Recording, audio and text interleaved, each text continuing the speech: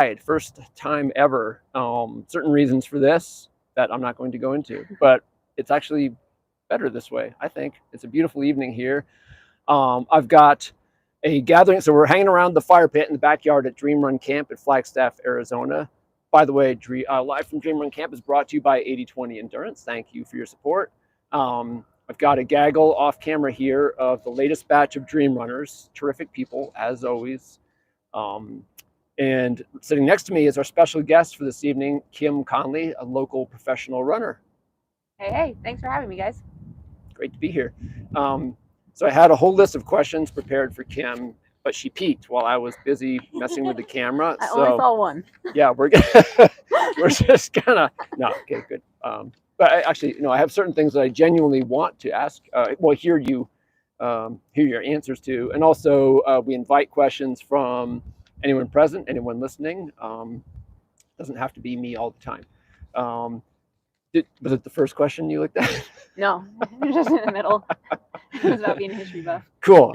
Right on. Oh yeah. Sweet. All right, we're gonna start there. Okay. Well, first of all, I feel like if you call me a history buff, there's I don't know, a degree of knowledge associated with that. I would say I'm just like a history nerd. I really enjoy learning about it. I enjoy reading, especially about history of places that I've been or am. And so, yeah, I had a moment. I've gotten too busy lately, unfortunately, but I had a moment where I started a blog it was called Running Back in Time, and it was basically tracing the history of different places that I'd run. And I started with a lot of local things because it was just so fun and exciting to dig into the history about where we were running all around here. Beyond that, which is a really cool idea. I mean, it's outside the box as far as running blogs go. Are there any ways in beyond that in which running and history fit together for you? Like, do you are you interested in the history of running or? Oh yeah. I'm also a total running nerd. So yeah, I definitely love learning about running history, and I've been a fan of the sport for so long, and I started running in 1998, and so I was very much a youth runner that came up in the sport and watched the pre-movies before every race. That was like my ritual. So yeah, the foundation of running around the world and in this country is definitely kind of core to who I am as a runner. Is that anything you might get back to or explore more deeply in the future? Like you said, you had a moment with it, but it's not like you fell out of love with history. No, not at all. It was just, well, I don't need to tell you, writing is hard. And so, yeah, I mean, it like the learning was really fun, and then the putting it together into like some coherent language that I wasn't too embarrassed to put out publicly, like that took a lot of work. And so so that was the part that got labor intensive, and when I started coaching, all my energy started to go into that when I wasn't training myself. What was your best subject in school? um I was a funny student. There wasn't one subject. It was basically whichever teacher I liked most. Mm-hmm. They were the ones I was motivated to perform for. Mm-hmm. Right on. That makes a lot of sense. Yeah. Okay, so focusing a little bit more on running. When we met for the first time, we actually had a very lengthy conversation the first time we met, and I ended up telling you about this book I was working on that'll come out next year about how the most talented, the highest performing youth athletes, not just in running but in all sports, tend to not be the highest performing adult athletes. Obviously, there are noteworthy examples, but if you look at statistically around the world in all sports, there's this reshuffling that occurs. And kind of the thesis of my book is that talent gets you in the first door, gets you in the arena. When everyone's untrained and they're at the very beginning of the developmental process, yeah, talent wins. But then to actually excel at the highest level as an adult, it's what you do with your talents. You have to have a certain minimum of talent, but then it's what you do with it. And so I think you're kind of exhibit A of that, wouldn't you say? Where you say, I think it's on your website, no one expected me to go to the Olympics, right? Yeah. So can you talk a little bit about how you perceive your own talent and what you've done with it to get where you are? Yeah, I mean, Yeah, you said it. Like no one ever expected me to go to the Olympics, and when I started running, I was middle of the pack on my track team, and then when I got to junior high, I was the third fastest seventh grade girl. Like I wasn't a standout runner, but I I am competitive, and I'm driven.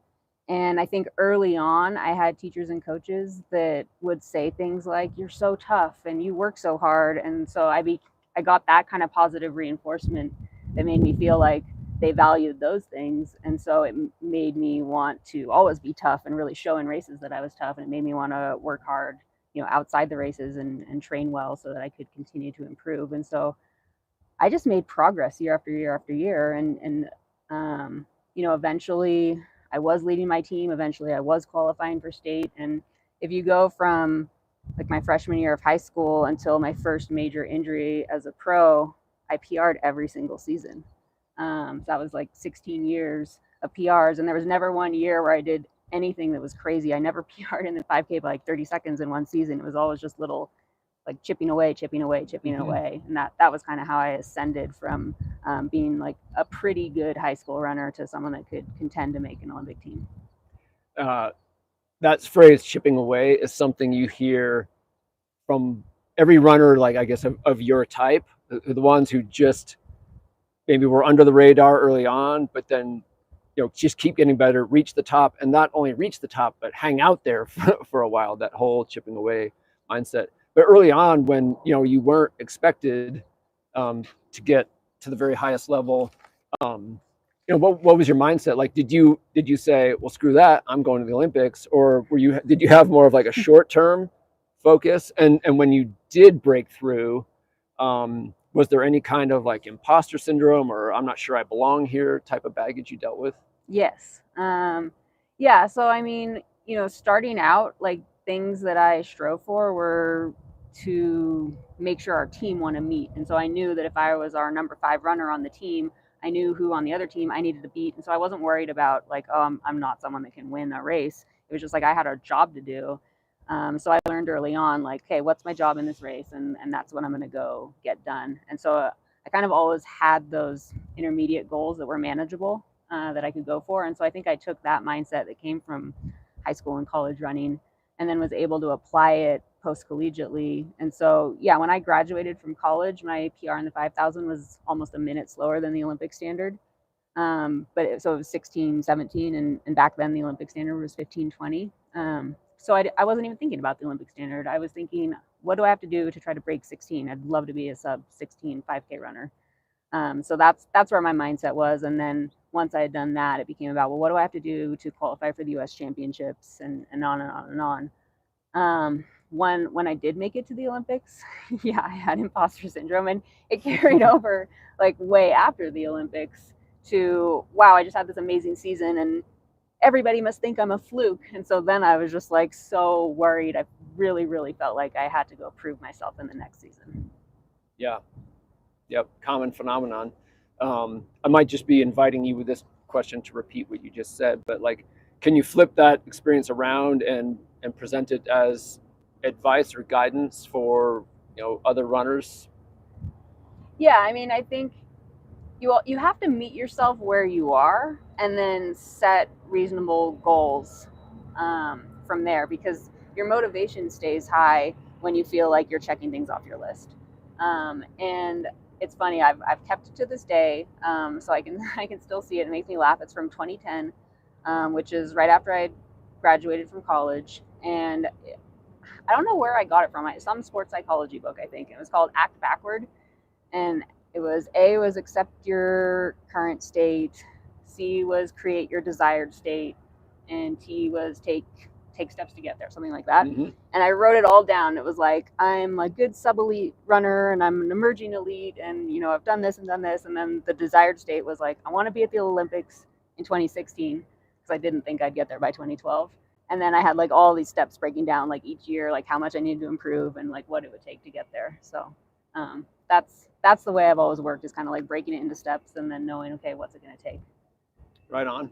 And then were there, this is also a terrible question, overly broad, but like are there other things, key lessons that you learned along the way?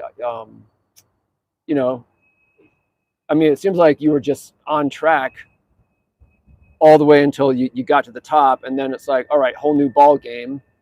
And then, in order to like just sort of stay there, get back to another Olympics, and then perform well. I mean, you represented the U.S. what, 8 times? Yeah. Yep.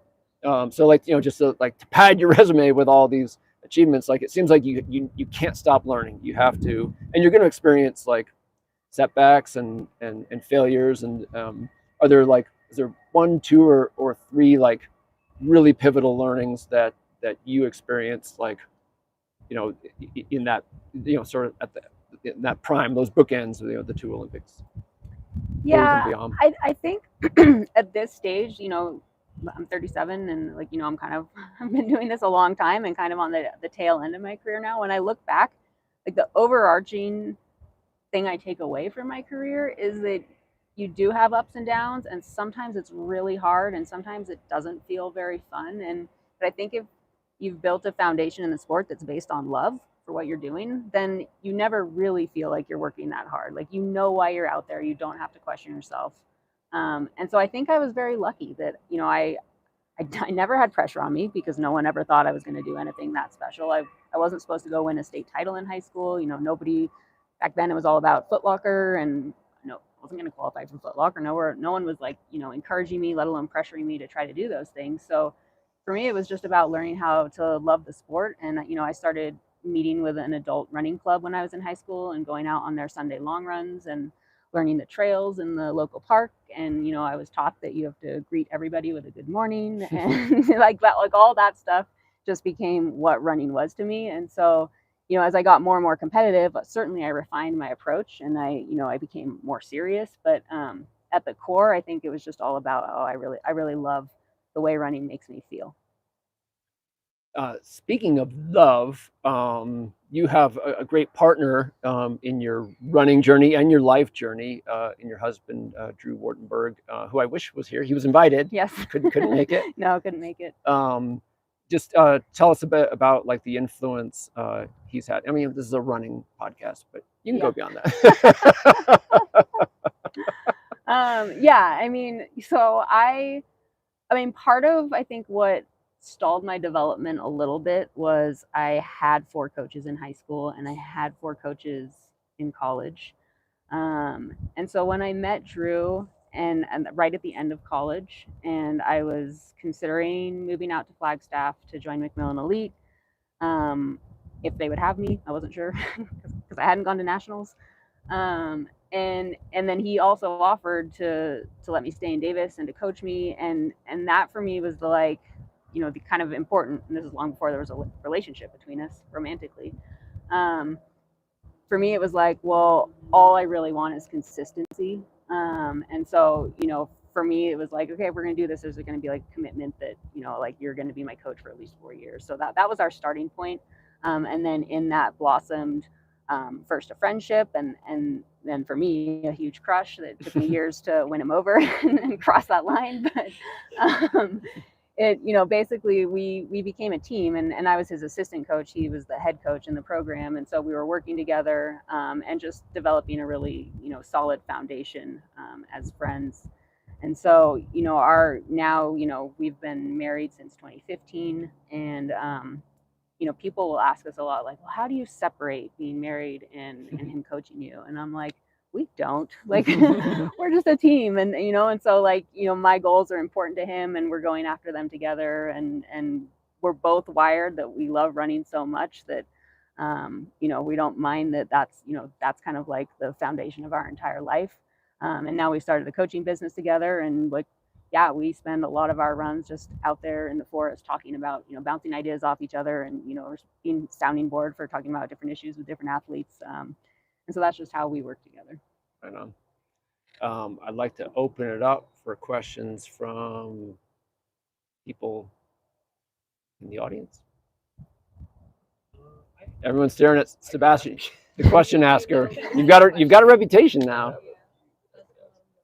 I guess you kind of already answered this a little bit, but like, was there a specific moment when you realized that the Olympics were that, or was it kind of like you said, just over time you realize like, hey, like this is something that could happen? Yeah. What was that like? So I'll just tell you the whole story. So it's gonna be a long answer here. But so I graduated in 2009, and like I said, my time was almost a minute slower in the standard, and then I was chipping away, and then so I opened my 2012 season with a 15:24, which was one of my biggest PRs. My prior PR was 15:38, so like in the previous seasons I'd worked down to 15:38. And then in April of 2012, my first 5K of the year was 15:24. So that was like a pretty big chunk. And I only needed to shave 5 more seconds off to get the Olympic standard. So that was the first time ever in April of 2012 that I was like, wait, PRing by 5 seconds is what I do. Like I can do that. And then I was like, I was looking back the fall before I was a little naive. I'd gone to like different US road championships and I'd finished on the podium at them. It's a lot harder to do that at the US championships, let alone the Olympic trials on the track, but I didn't know that. So I was like, and I finished on the podium at US championships. I was like, so these two things that you need to do, I was like, I can do this. And so I took that mindset in with me to the Olympic trials. But it's a championship race, no pacers, obviously. I needed the standard. And so I knew that the race would be like tactical. So I had to do a lot of leading. And I didn't do a great job at all of keeping the pace. And so I looked at the clock at 3,000 meters and it was way too slow. And I was like, oh, okay, like that's all out the window now. And so I just kind of had a little mental lapse in the race and started to fade back. And then with 3 laps to go, Julia Lucas made this huge hard move and just completely broke open the race because we'd all been just kind of like chilling in the pack together. And so she was gone, and then I'd been leading, but like slowing down. And then Molly Huddle, Julie Cully, like went around me to chase her, and I was just like, oh no. and we get around the turn, and more people start going by me, and so I just was like fading. And then eventually, I was just like, no more people were passing me. I was in 8th place, and so I was just kind of hanging out there, and we got to 600 meters to go, and I heard Drew yelling for me. And I was like, like we worked way too hard to just settle in 8th place, even though 8th place would have been my highest finish ever at, US championships on the track. But I knew like, well, I'm not giving the race my all. Like I have to leave my heart out on the track. And so I was like, there were like 3 people right in front of me and I was like, just get into 5th place. And so I swung around, got into 5th place. And then we were like coming up on a lap to go. And I could see that Molly and Julie were catching Julia, and Julia was like really starting to slow down. And then I watched them pass her, and it was just like boom, like they went by her, and she was like really fading. So as I like started the last lap, came into 300 meters to go, and Abby D'Agostino was still in between us. Like I was in 5th, Julia was in 3rd, Abby was in 4th, and I was like, I can catch her. I was like, Olympic standard's gone. Like that's not happening. I'm not going to the Olympics, but I could be on the podium at the Olympic trials. Like that would be so amazing. And so I just started like bearing down to try to like nab that podium spot. And as I came off the final turn in Hayward Field, it was just like they were watching this like crazy drama unfold because I was just like coming hard and she was slowing down so much, but she'd had such a huge lead. So it was just, I think it looked probably pretty crazy. And like now, I'll never be able to see, none of us will be able to see because on TV you couldn't see me because I was so far behind. So I think to the crowd it must have looked crazy because they were just like, like they were all going crazy in the stands, and I was just like, I'm doing it. And so we got to the line, and I leaned, and I knew with my momentum, like the way I like fell across the line compared to her, I was like, I got 3rd, but it was a photo finish, so it took forever for them to analyze the results. And so I was just standing there like, oh, well, I think I got 3rd. And then they flashed the results onto the Jumbotron. The Olympic rings were next to my name, and I was 3rd by 0.04 and under the standard by 0.21. So that was how I made that team. Yeah. And that was prior to 2016? That was the 2012 game. Yeah. Yeah, I watched that race on television. I wasn't at Hayward, but that's when I became a Kim Conley fan, along with a whole lot of other people, because it was incredible.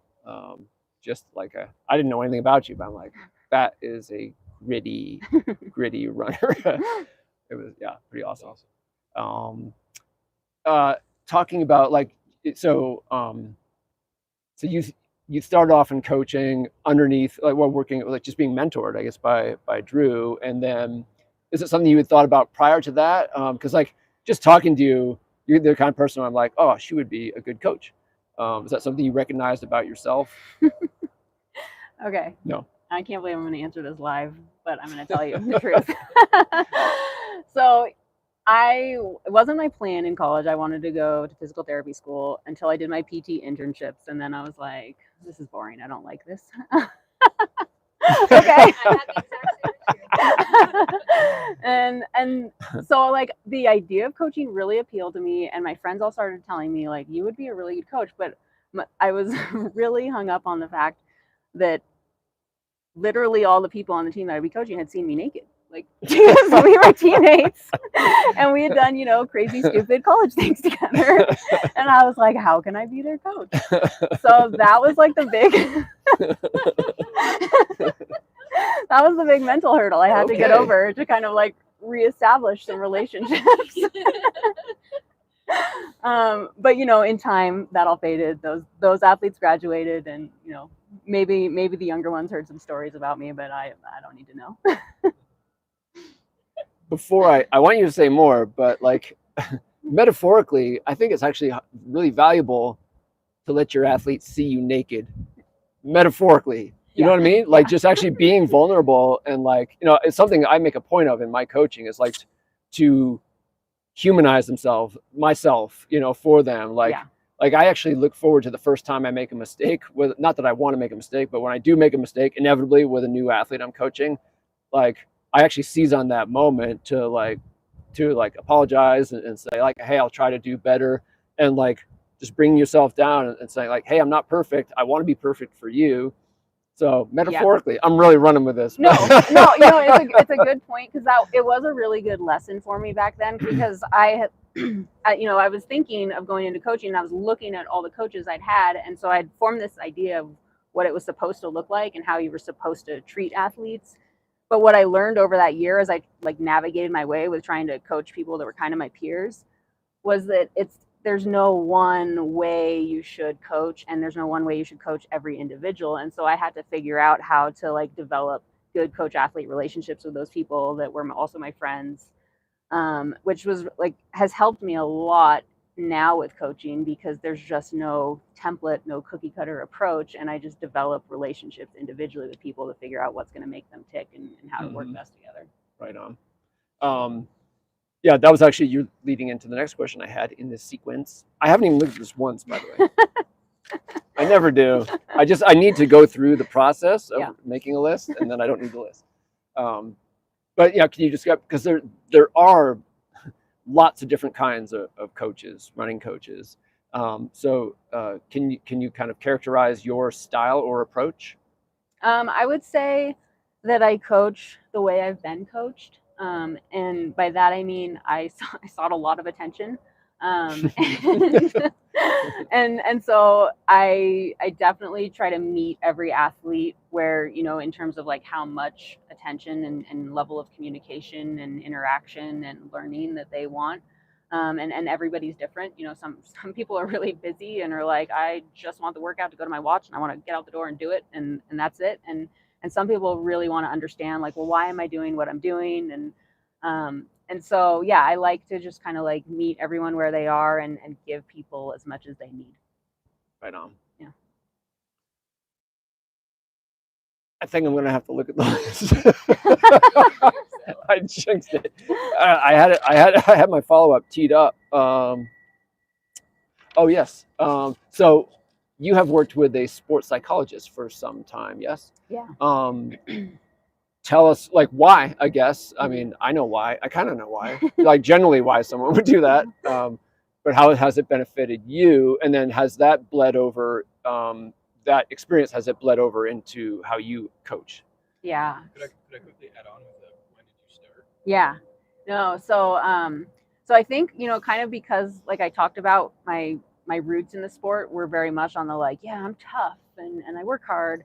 I was always curious about sports psychology, because I felt like I wasn't a very talented runner, but I felt like maybe my talent was my mental strength.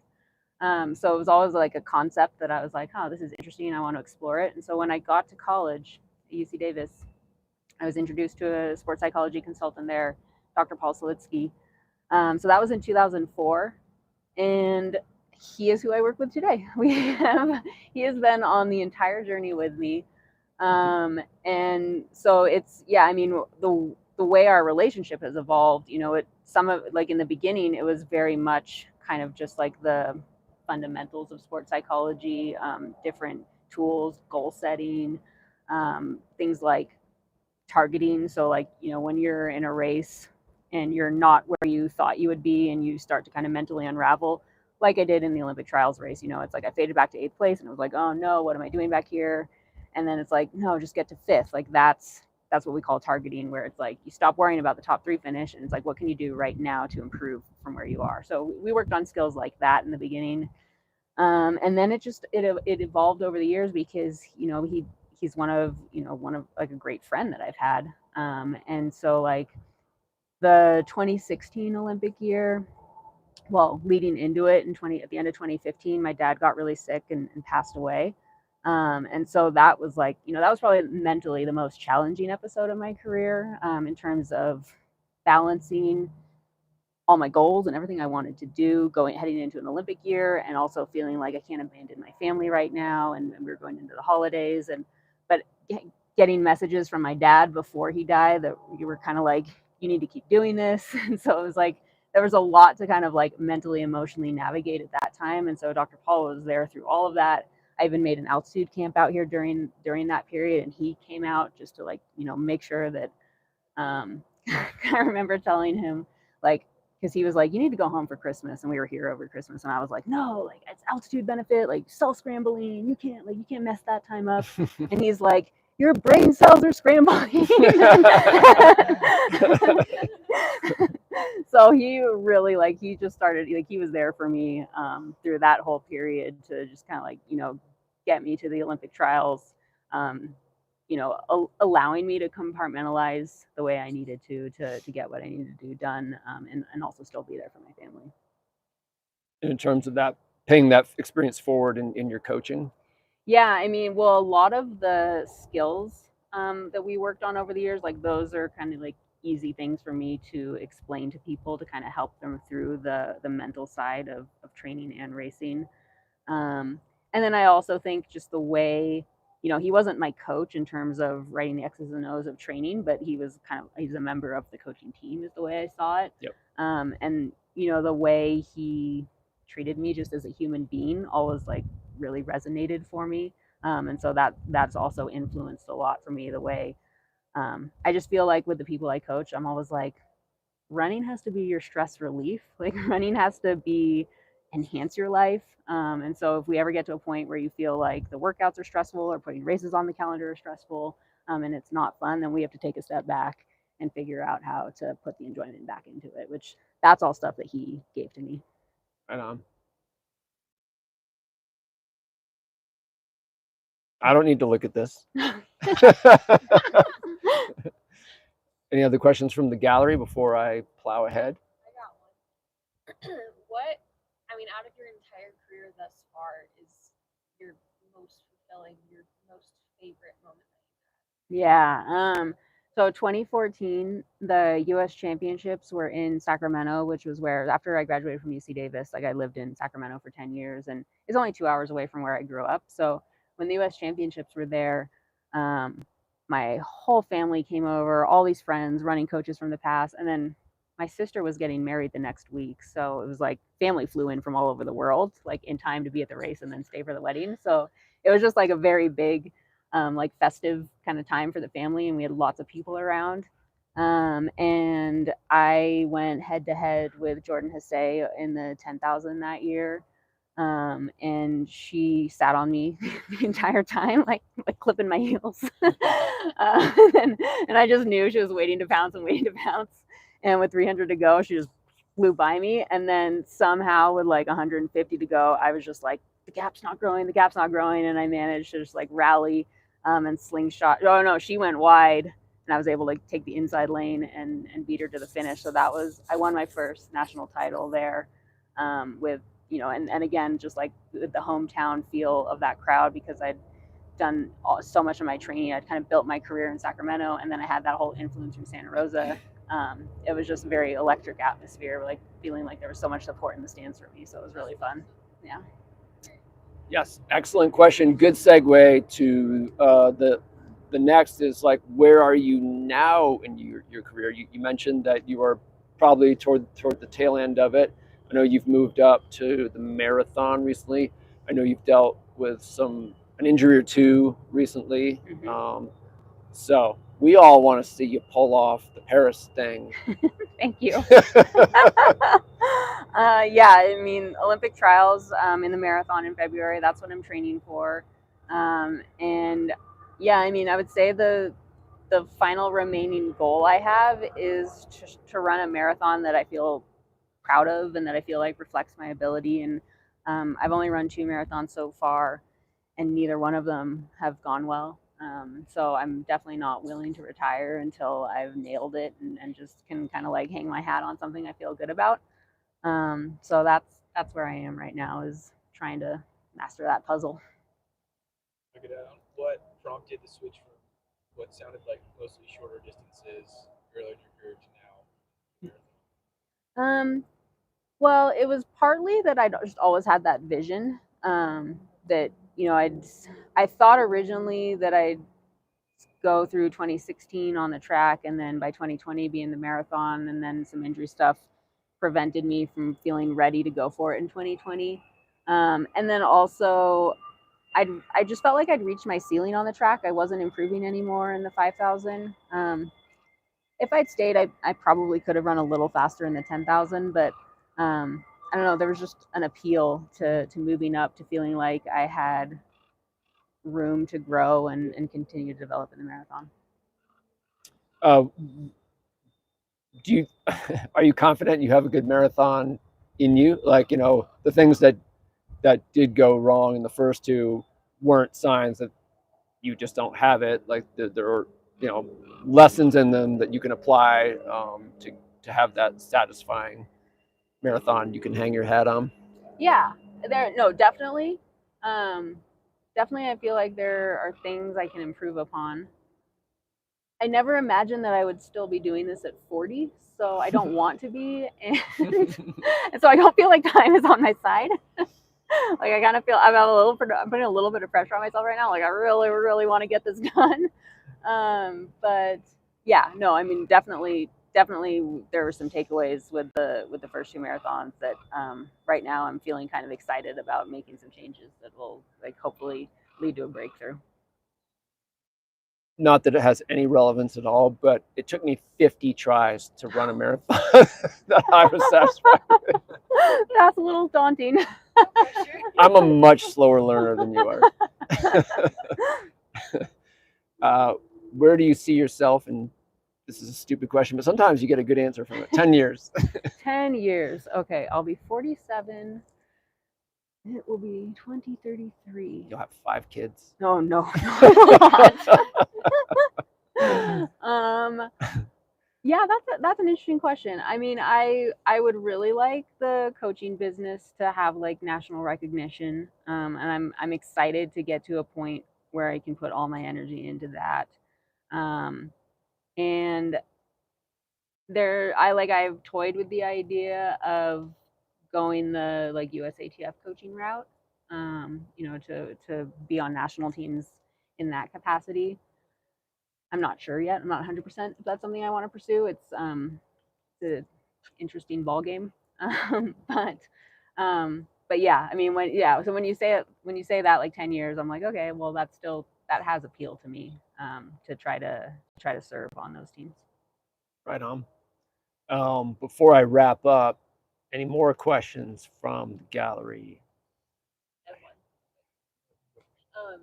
So when you were just talking about where you'll be in 10 years, as your career draws to a close, how do you envision your relationship with running changing, Yeah. if at all? Yeah. You know, I don't really. And I think that's because of the way I started, which was every 4th of July, I did the local 4th of July race and I painted my face as the American flag. And it was just fun, like, and so I like will joking, I'll make these jokes to my husband. He just kind of face palms. He's like, I don't know what to do with you. But I have my first retirement year racing calendar that I'm putting together.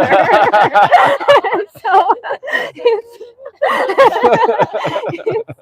it's just, it's not elite fields, and it's kind of like back to the basics, back to my roots, doing some of the races that I used to do that I've always loved. And so, I'd love to go do the alumni cross country race for my high school, like things like that, things that I just have missed out on for this whole window of being a pro. I can't wait to do that stuff. And so when I think about it like that, I'm like, well, my relationship's never really going to change, because I think I love running. I love that afterglow of a hard effort from working out. I like to feel purposeful with my workouts, like I'm training for something. So I think I'm always going to put races on the schedule and be working towards something, just not the same type of goals that I've had before. Maybe a silly question, maybe not, but given face to face with them again, I feel like it would just like to ask. What was the most either unexpected or exciting thing for you about being? Ooh, that's an interesting question. The swag. That's a totally valid answer. I think the most unexpected thing was how quickly the world moves on from the celebration of you making an Olympic team to, are you going to bring home gold? And it really like took me by surprise that, it was just like, I like both times really. I mean, 2012 obviously was just like incredibly, just like so shocking. And 2016 was more like, I did the job I thought I was supposed to do, but it's still thrilling, to have that moment where you're like, I'm going to the Olympics. But then it's just like, it shifts so quickly to everyone around you being like, what are you going to do at the Olympics? And then, in our culture, it's just the value on the Olympics is so high, and so I feel bad for my friends, because I feel like you kind of get lucky. Like, you have to have a good year and stay healthy and deliver the right race on the right day. And I did it twice, which is awesome. But I have lots of friends who work just as hard as me and want it just as much as me. And, they've had amazing races, just not at the Olympic trials. And so um, I always feel bad when I can see that they don't feel like they have the same like level of validation in their career because they haven't gone to the Olympics. And then for me, it's the funny moments of like visiting a Girl Scout troop one time, and then at the end they're like, "But which color medal did you win?" And I'm like, "Well, I didn't." And then everybody's just like, "Oh." So yeah, that definitely took me by surprise. I'd just like to wrap up by briefly describing our first encounter in person. It was at a bagel run, a tradition here in Flagstaff. Thursday morning, all comers group runs, and you and Drew were just tailgating, dry tailgating, Yeah. but literally sitting on the tailgate of your vehicle. And we were just getting ready to. Well, everyone else was running. I was just hanging out. Like, I think that's Kim Conley. And you didn't seem to have anything better to do. So I walked up, introduced myself, and I thought, I try to be respectful, because like of people who get that a lot, you know what I mean? And just, I wasn't going to take up a lot of your time. And like an hour goes by, and like eventually I'm trying to get away from you. I'm like, this is amazing. And like these two are acting like, and I think I asked you, like, do you just hang out here all day? But I've gotten to know you a little better since then. It seems like that's just who you are. You and Drew are very like a pair, and are just very open. I mean, you were there for a reason. You made yourselves recognizable and available, and knowing what could happen. And so, what is that a matter of like principle, or is it just like wiring? Okay, well, my side of the story. I was coming back from injury and very excited to be back at the bagel run, and all my friends are running longer. So I'd only gone pretty short. And then we were just like hanging out, like waiting for everybody to come back from the bagel run. Because the bagel run, the run itself isn't that great. You start downtown, you wind through campus before you have to go like 3 miles before you get anywhere good. So the best part is the social aspect. Like, I'm really there to hang out and see people. And especially in the summer, people from all over the country come in. There's lots of like high school and college people, like cross country runners doing camps. It's like a fun atmosphere. So we were sitting there on the bumper waiting for everyone to come back, and he walked by, and I was like, "Is that Matt Fitzgerald?" So then he came over and we started talking, and I was just very excited to like learn about all of this. Right on. Cool. Sweet. I like that version of the story, quite frankly. Yeah, but the reason I told it is because, like, I mean, you and Drew both are like very likable people. Like, you contribute a lot to the sport. People like you just help make the sport as beautiful as it is. So thank you for that. Thank you. Thank you for giving us a little bit of your time on a Thursday afternoon. That's it for episode whatever of Live from Dream Run Camp, our first outdoor episode. I have a feeling not our last. Be well, everyone. Thanks again, Kim.